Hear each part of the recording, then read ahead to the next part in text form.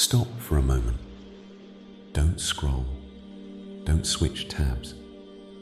Because what I'm about to say is not entertainment. It's a mirror. There is a war happening inside you right now. Not outside, not in the world, inside. One part of you wants growth, discipline, clarity, strength, purpose, a life that actually means something. And another part of you wants comfort, pleasure, delay, excuses, and escape. You feel it every day. You know what you should do, and still do the opposite. That inner force pulling you down, that's not randomness.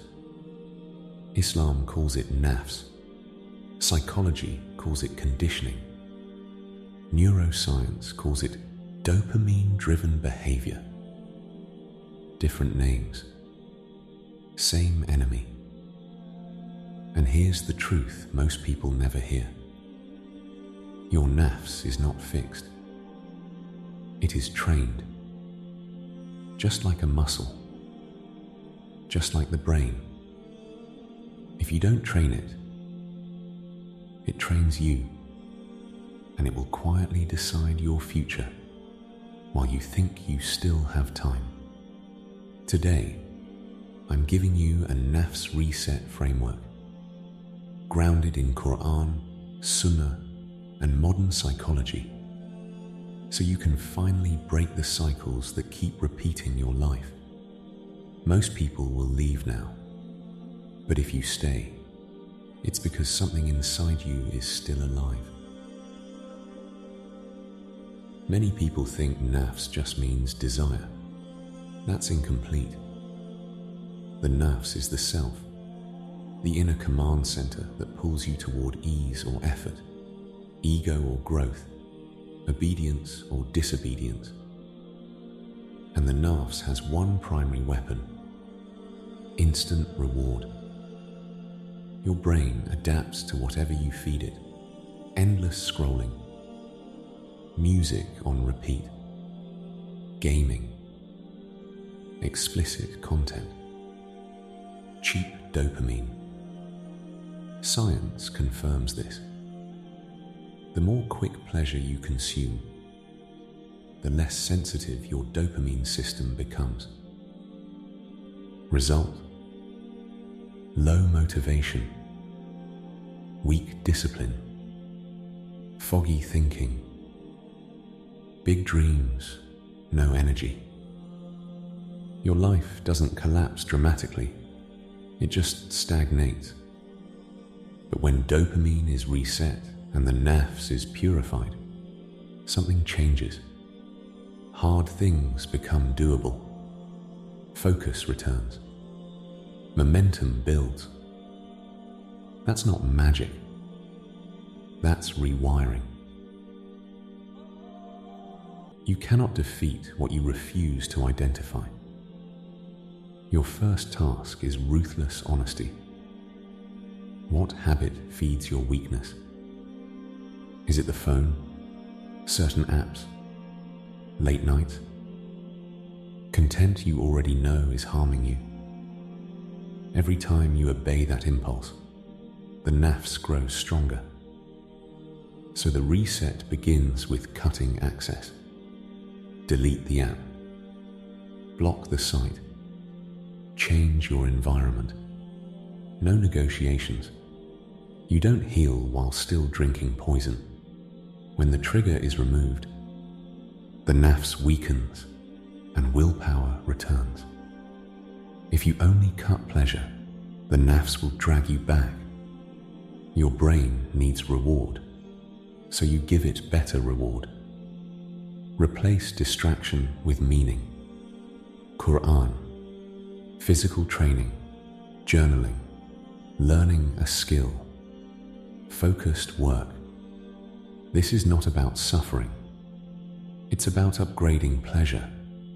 Progress has dopamine. Growth has dopamine. Worship has dopamine. The deepest kind. Islam calls this Mujahadah, striving for Allah. Science calls it habit substitution. Same principle, different language. Fajr is not just prayer, it's training. When the alarm rings and your body begs for comfort, that moment is a test of leadership. Who decides? Your comfort or your command? Standing for Salah when it's hard builds something rare: self-authority. Psychology confirms that winning the first task of the day increases self-control for hours. Spiritually, the Prophet said the 2 rak'ahs of Fajr are better than the world and everything in it. Win Fajr, and you've already won the morning. Fasting teaches the body to obey the soul. Hunger comes, thirst comes, and you don't react. That ability to delay gratification rewires your brain. Modern research shows fasting improves focus, emotional control, and stress regulation. Islam tells us it breaks the ego and softens the heart. The Prophet called fasting a shield. When you control hunger, other desires lose their grip. Distraction keeps the nafs alive. Focus starves it.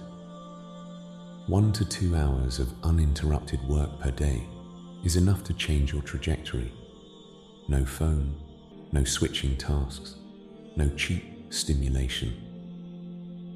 This is where skills are built, where futures are shaped. Your lower self loves comfort. Your higher self loves mastery. Feed the higher self daily. The nafs becomes loud when the heart is empty. Dhikr is not ritual, it's regulation. Remembering Allah calms the nervous system, clears the mind, and weakens temptation. Allah says, "Verily, in the remembrance of Allah do hearts find rest." A heart that remembers Allah consistently is not easily controlled by desire. Your nafs is shaped by inputs: people, sounds, spaces, screens. The Prophet said a person is upon the way of their close companions. If your environment feeds laziness, it will drain your Iman. If it feeds growth, discipline becomes easier. Change the room. Change the inputs. Change the circle or reduce it. Your nafs is not your enemy. It is your test. Allah gave you the ability to rise above it, not instantly, but deliberately. You don't need perfection. You need consistency. If something inside you woke up just now, don't ignore it. Momentum is fragile, and remember, a disciplined soul defeats desires, but a lazy body defeats even a strong soul. May Allah purify our nafs, strengthen our discipline, and guide us to become who we were meant to be.